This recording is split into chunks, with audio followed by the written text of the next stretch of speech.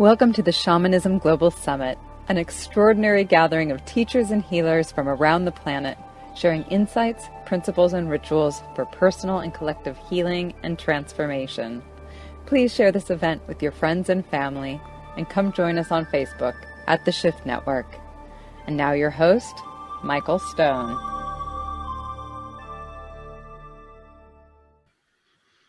Welcome back, everyone. I am thrilled to have my next guest in this amazing summit, Cheng. He's an author, an artist, a shaman, and he wrote a book called The Map of Desire, which is he's a creator of shamanic tools for self-fulfillment.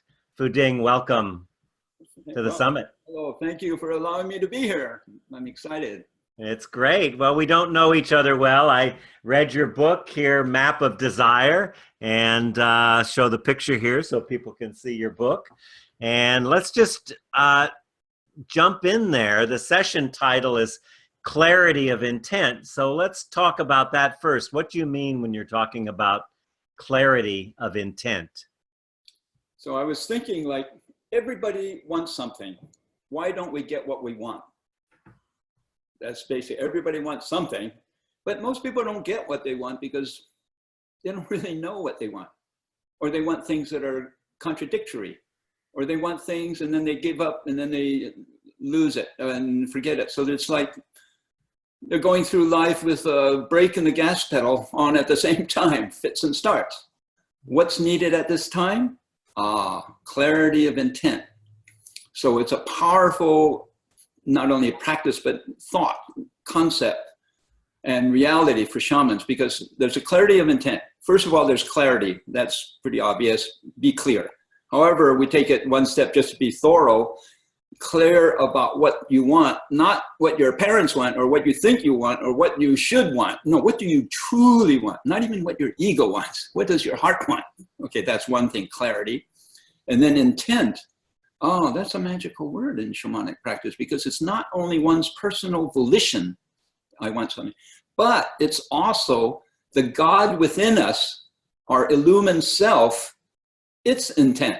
So when we say intent, it's not only God's intent, the God within you intent, but also your normal personality intent. Oh, so if you accept that, then it's a powerful thing. That means anything you do will somehow also take you all the way to personal freedom. So that's intent is almost well, it is. I studied with Don Miguel Ruiz, who many of you know is the author of the Four Agreements. Anyway, so we talk about intent. It's a sacred word. It's like saying God or truth, or, you know, it's right up there when you look at it this way. Mm-hmm. So when we say clarity of intent, packs a wallop. Yeah. Well, so many people today are so distracted. People sit with their phone, you know, their phones constantly. My daughter was here recently, and for 3 days she never put down her cell phone. And people are also scared with the climate change and the political and economic systems. So that occupies a lot of bandwidth in people's mind. How do you suggest people reach this place of clarity of intent? Yes. So let's say there's a lot of problems in the world, especially now with the administration and everything. Fair enough. So the first thing is, what do you want out of this situation? Okay, so a lot of people, let's say something disastrous, 9/11 happened, and then people are asking, oh, what can your shamanic stuff do about this? Oh, wait, this is too big for shamanic stuff. And I said, no, not at all. As a matter of fact, right off the top of my head, this disaster happened. Then we can take the attitude, wait, we may have no control over the madness of the world, but we have ultimate control as how do we choose to react to it. Now, just that shifts your whole thing from being a victim. Even this disaster, it can elicit compassion, understanding, a lot of good things. So going back to clarity of intent for all this, so what do we want out of this? So let's say we want peace of mind, inner peace. In spite of the turmoils on the outside world, we want inner peace. We want to be like a real master martial arts. I have a big background in Chinese martial arts, and it figures in a lot of this psychological kung fu. So you always want to stay centered.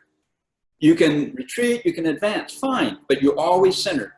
So when there's all this disasters and turmoil like you were talking about, oh, in those moments, once you get frazzled, oh, I'm off center. Stop, breathe, retreat one step, get back on center. What's throwing me off center? Okay, so that would be the process. Once you start that, then you shift from your ego side, which gets thrown with all the turmoil, into your heart side, which will have a bigger perspective that will give you things like equanimity and compassion and forbearance and all of that. So the first step for clarity, oh, go inside. Find your own center. It's always there. And then we do practices so people can experience it, and then they can easily plug back in once they've experienced it. So what's a practice that you recommend to people for getting centered and finding their center? Oh, there's so many. First of all, any important project, any important enterprise, even a new phase of my life, I would make a formal declaration to the illumined self of yourself. So it would be through a ritual. So in shamanic terms, we do rituals. They have powers beyond reason and logic over and over and over again. It's, it shows. So we get into what we call sacred space, either through invocations, many ways. Then once there, you make a formal declaration. Spirit, in spite of the turmoil, in spite of whatever my problem is, I want to stay on center.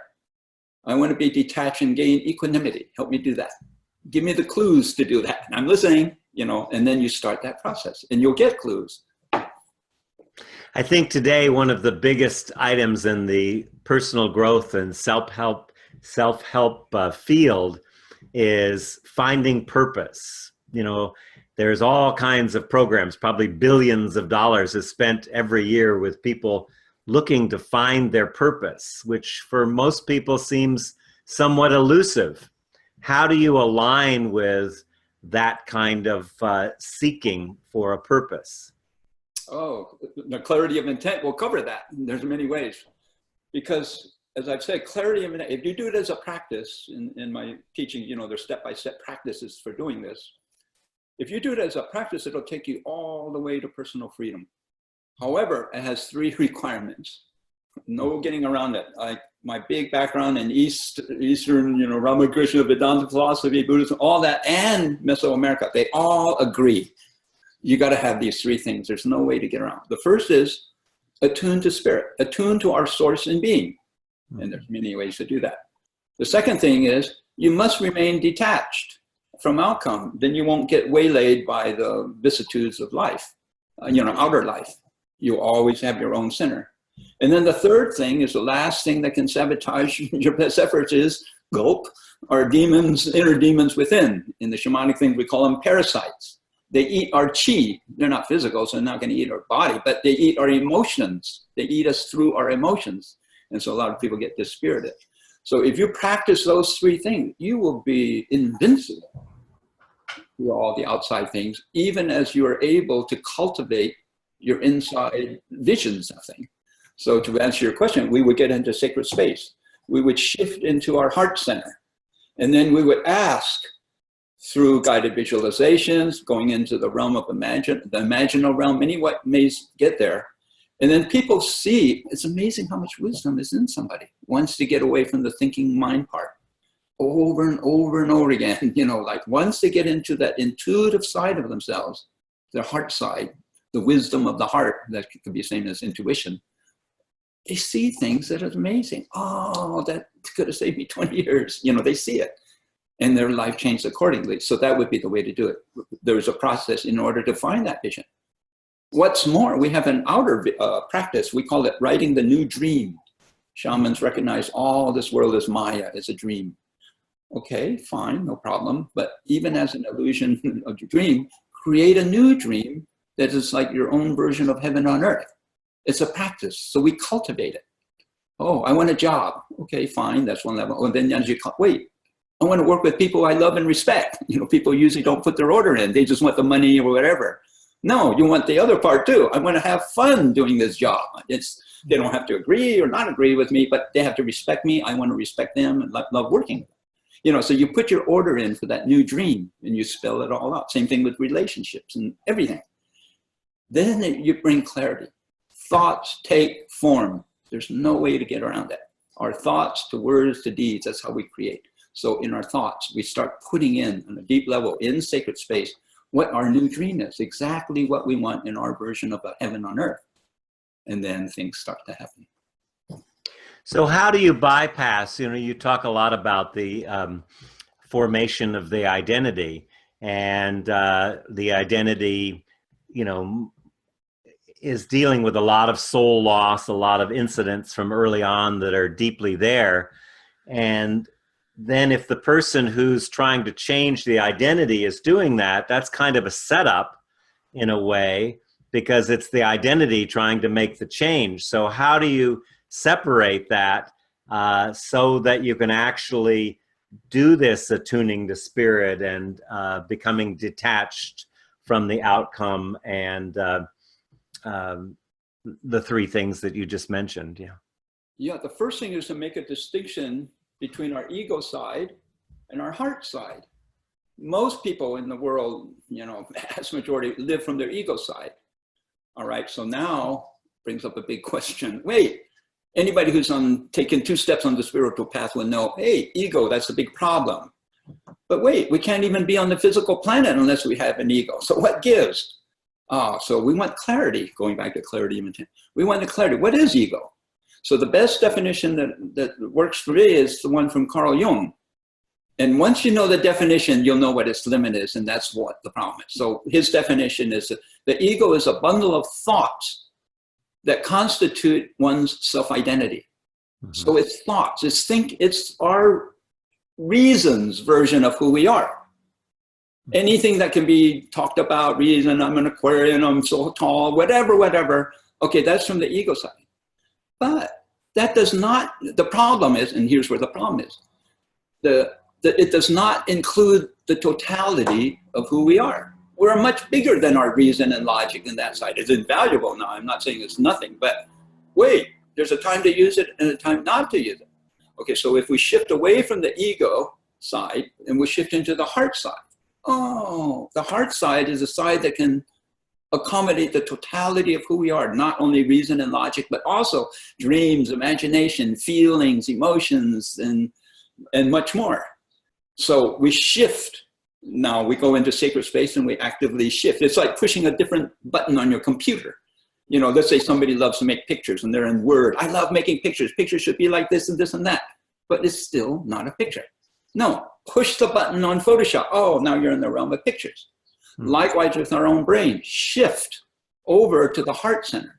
So as a way to crystallize this as a practice, there's one that's really so easy, and it's one of those simple questions that can change your life. So whenever you want something or you're upset, you can ask yourself, wait, who's upset? Is it my ego or my heart side? Just to ask that question can shift somebody's whole life. Once you're on the heart side, now you're in the realm, the software program, so to speak, that can accommodate the totality of who we are.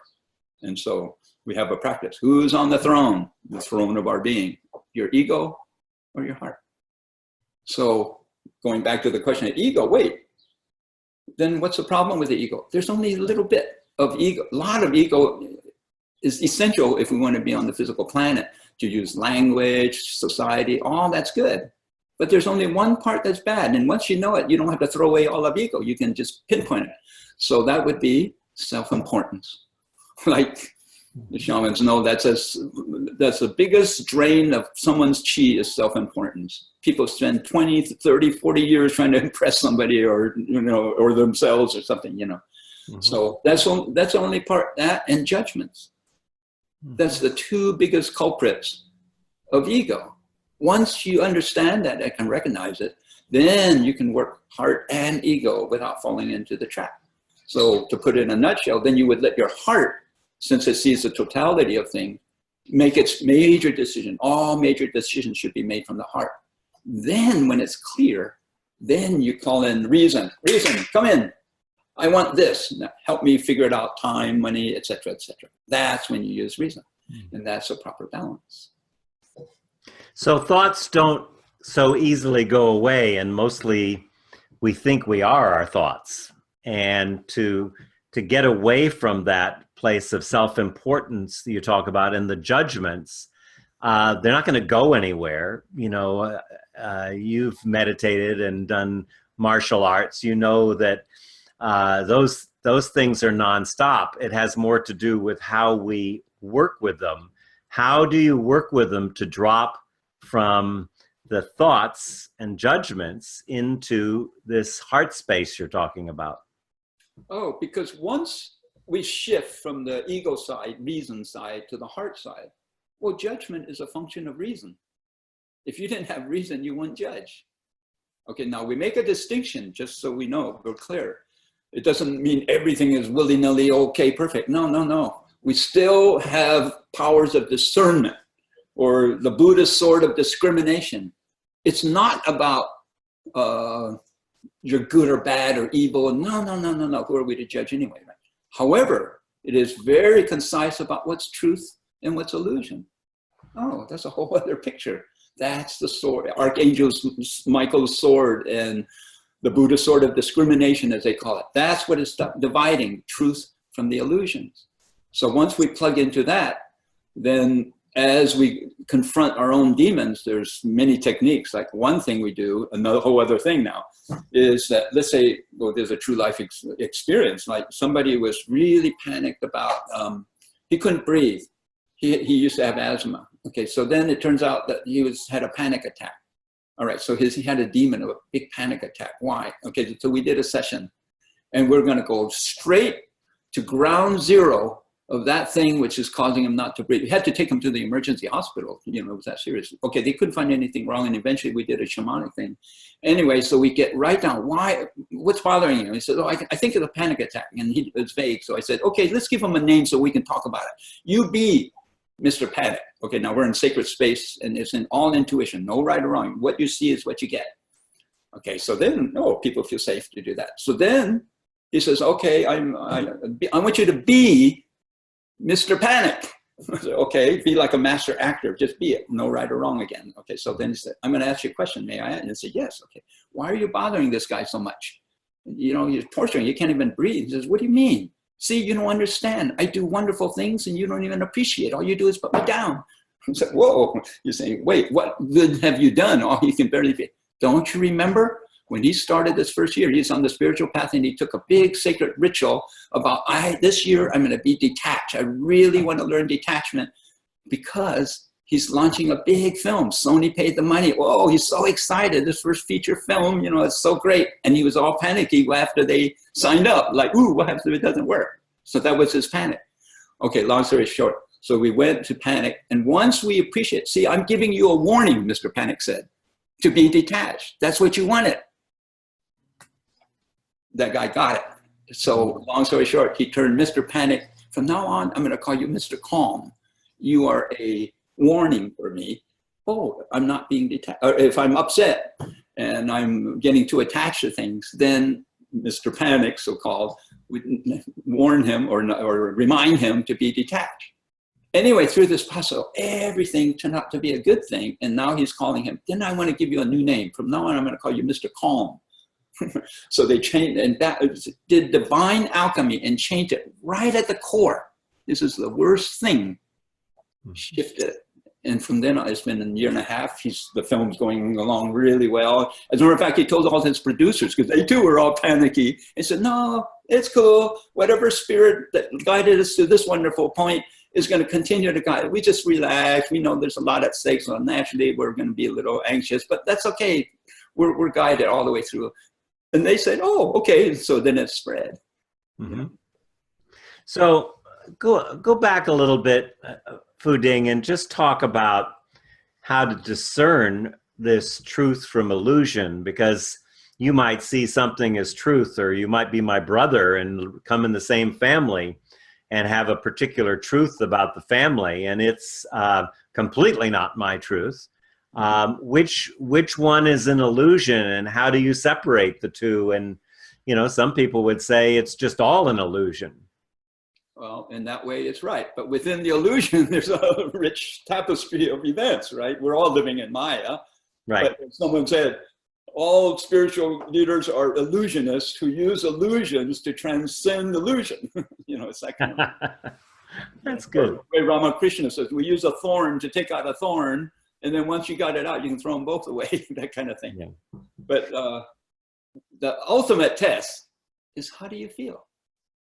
Because sometimes, if it's something weird, I don't care what your mind says, if you don't feel right about it, you'll feel it, or your body will feel it. Most people, or a lot of people, dismiss it, okay, and they're going to pay the price. It'll come out in their body.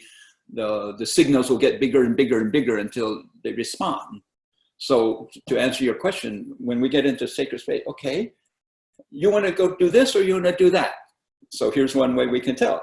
You want to live in New York or you want to live in Los Angeles? Somebody asks. Okay, New York, what's the pros and cons? Okay, and they say it. What's Los Angeles? What's the pros and cons? Okay, then as they're saying it, I can see their energy just on saying, as they're addressing that topic. You know, like if it's something they like, their energy, ooh, you know, they feel big. Their body kind of knows, you know, in spite of our reason and so on. So that's one way. How do you feel about it after everything? That's a big test. And then there's other things, but that's a major one. If you're upset, okay, then something's off, then we'll address it. So when I listen to you, it sounds very easy that I can just flip a switch. But as we know, it's not quite so easy, especially those personal and familial patterns. And, you know, most shamanic cultures would say that all illness, emotional or physical, is sourced in soul loss that comes usually in the very early years, where there's some kind of trauma and some decision is made about ourselves and others at that point. And that becomes our identity, as you would say, ego, our point of view. But those are very, very challenging it's not just flipping a switch. How do you get to that point where you actually can leave that victim stance, as you called it, and really step into your power? What's the process for doing that? Well, okay, there's a few we have already mentioned, and each one shifts you. So let's say, for example, like I was saying, we may have no control over the madness of the world, but we have ultimate control how we choose to react to it. Okay, boom, now you're in the driver's seat. We can handle this disaster any way we want. Let's say compassion, whatever. Okay, so that's one shift. Getting into sacred space and then seeing your life from your heart side, your imaginal side. Wow, let's say we do practice for that new dream we spoke about. Oh, that'll help you. And then they say, oh, this is false. Okay, then you ask about like childhood traumas. A lot of things go back to there, myself included, you know. That's the first, so often I would ask, when's the first time you felt so betrayed? Okay, let's say they had a boyfriend, girlfriend problem. Okay, but then, it comes back to when he was 6 is an actual true thing.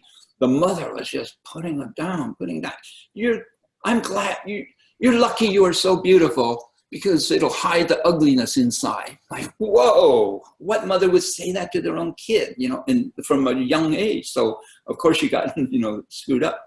Okay, but to answer your question, once we see that, then usually a couple of things happen. They go up immediately. They know, all my, let's say another truth, all my grief, you know, somebody's sadness, lament, always. Anyway, through this practice, they found out it's not even their own. It was their mother's grief that they were carrying ever since she was 9 because of abuse by the grandfather. I mean, it's just complicated. But going back to your thing, yes, this does start in childhood. And we jump right into ground zero of those traumatic moments. And we do that divine alchemy. So we change it at the very source.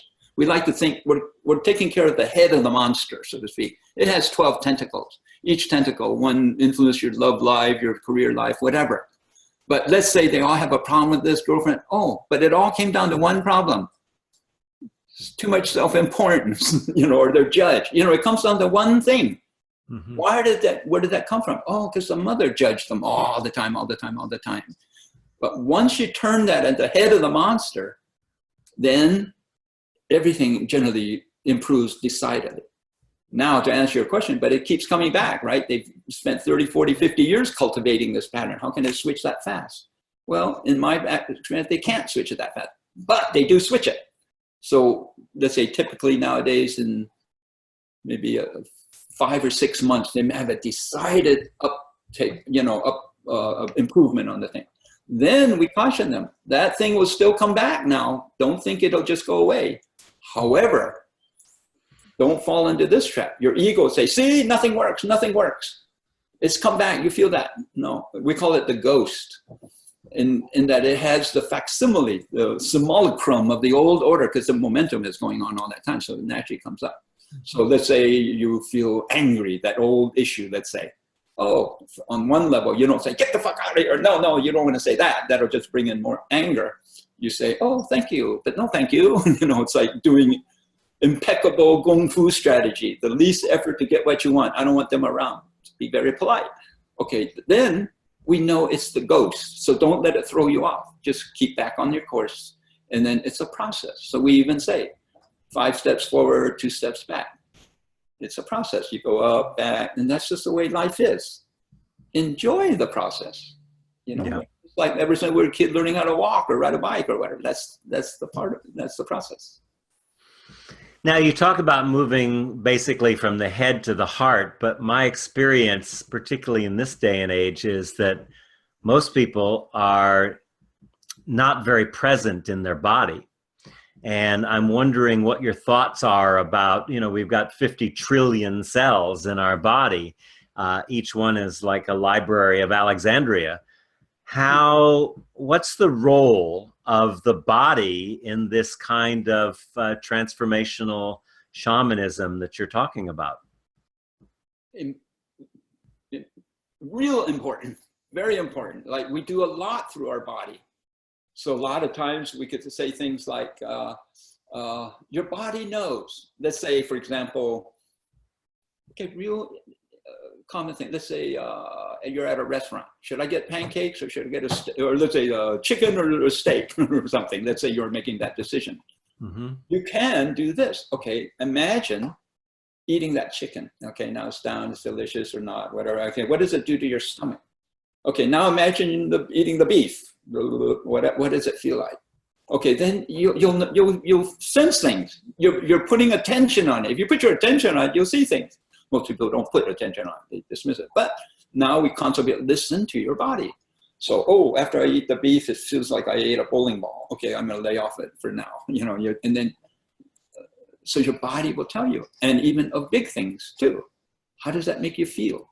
As a matter of fact, it brings up a good question. Like, how do we get into that ground zero of those traumatic moments? Mm-hmm. Okay, some people are vague. They don't know where it comes from. So you have to kind of, wind your way into it. So what we do is we say, okay, you feel, let's say, how can I help you? Okay, I'm really angry about blah, blah, blah, blah. Okay. I want you to see now we want to stay away from the head. Like another practice we say, feel the feelings, but drop the stories. You've probably never heard of that, but that's a powerful one. So if you feel the feelings, then I would ask, now we're in sacred space, they say, okay, that anger, that hatred, where in your body does it happen? Mm-hmm. That's a way of putting the attention on it without getting caught in the head, right? We're walking a razor's edge here. Okay, so then they say, in here, I feel so much grief, it's in my heart, maybe some tears in my eyes. And say, okay, I want you to jump into right in the middle of all that anger. So you are in a world of anger now, as far as, okay, then they say, how does it feel? Okay, then they'll say, I just feel like life is desperate or something. I can't breathe, it's so suffocating and whatever. And we keep following it through, and over again, if you grab the bull by the horns, you'll find there's no bull there. So like, it's kind of like that example of Mr. Panic becoming Mr. Calm. Once we jump right into it, and you're entering through your body, through your feelings, your sensual attunements. And I feel really, okay, so what happens is that it automatically shifts. So that anger, like in my own case, I went through something, I was really enraged about something, and then pretty soon a different feeling, ooh, what's that? I'm asking myself, oh, the color of it is blue. Oh, it's grief. And then after another 10 minutes, like, wait, what's this feeling? I can't put a name on it, trying to find out where, it's boredom. I was even bored of my own, anger and everything. It got so transformed that, so I worked it out in 20 minutes, whereas in the past, It might have taken me years. Mm-hmm. I had lost some big money for a film project, like, oh no, wow. But anyway, it was the best lesson that I didn't get it because I learned this. That's great. Nothing bothers me because I know the process of what to do, you know.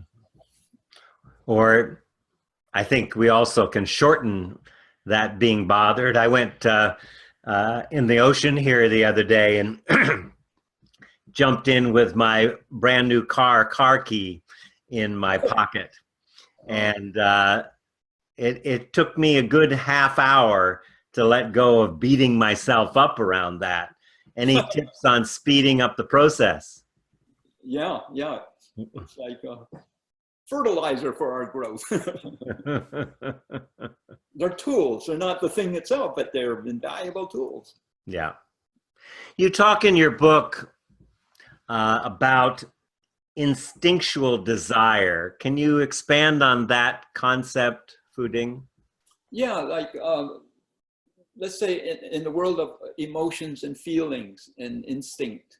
Mm-hmm. So Jung makes this really clear. So we have, going back to desire, we're talking about map of desire, there's all kinds of desires. So at the beginning, there's one thing is instinctual desires. That's what we're born with. And thank God for that. We can do so many million of things, drinking, knowing how to breathe. Everything is all instinct. So it's part of nature. That's the good news. Okay, but at a certain point, you were part of society. We as Homo sapiens is part of society. That means language. That means getting along with the conventions, the wisdom of that time, etc. That's a pulling away from your instinctual desires then. So Jung makes a point. Oh, it's necessary if you're going to get along and mature in a society. So we want to make clear what the instincts is and not. If you did not, you would fall for impulses that just overwhelm you. Like in a public sphere, it would be like mob psychology. You know, everybody just goes at it and even beyond themselves. Mm-hmm. No, we don't want to do that.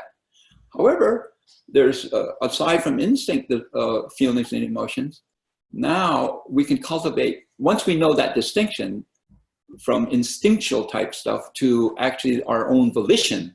Oh, okay, that's a big different story. But by knowing these kinds of characteristics, then you start to really know the difference and you can act accordingly.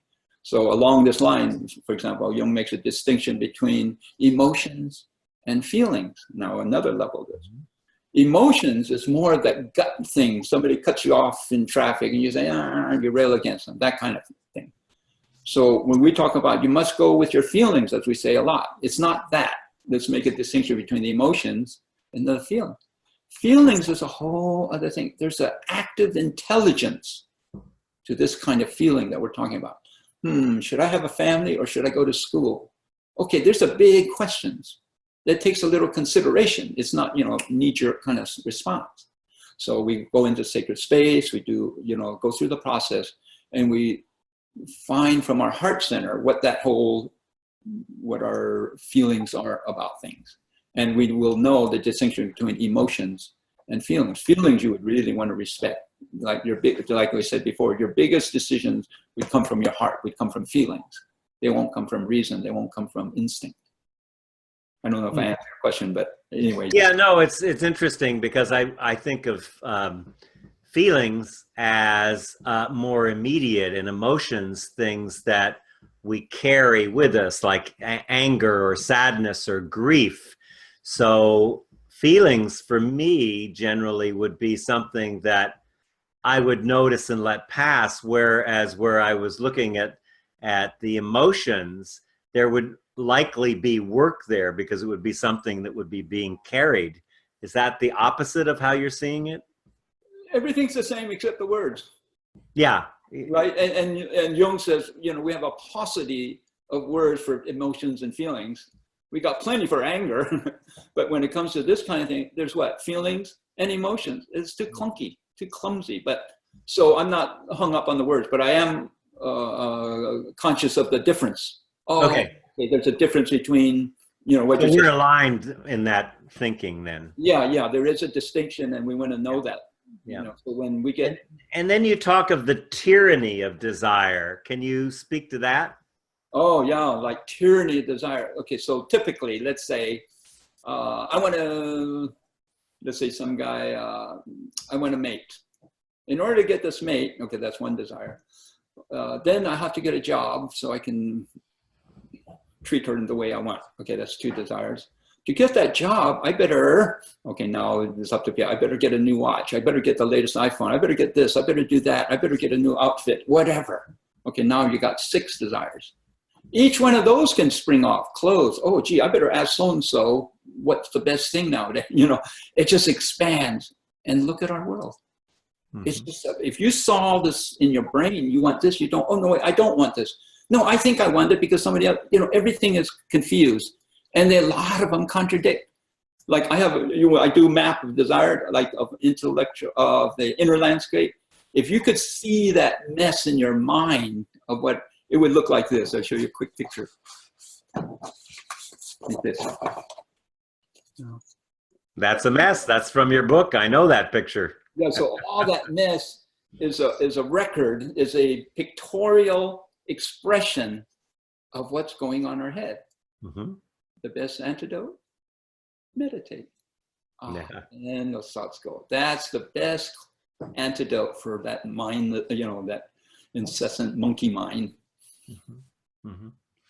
So we're getting close to the end of the time, but I want to, I guess, 2 things. One, we talk about your map, and we've talked about most of the pieces of your map, but I want to have you have an opportunity to go from beginning to end with that, because you do have a progression in your map. And with that, I would love to hear, Fuding, how that map is a map to meet the challenges of our times, how shamanism and your particular map of shamanism can help us to live in these very turbulent times of change and distraction and destruction. So perhaps you could put those 2 together, the map and why it's important for meeting the challenges of our time. Yes. The map came up after the financial debacle in, 2008?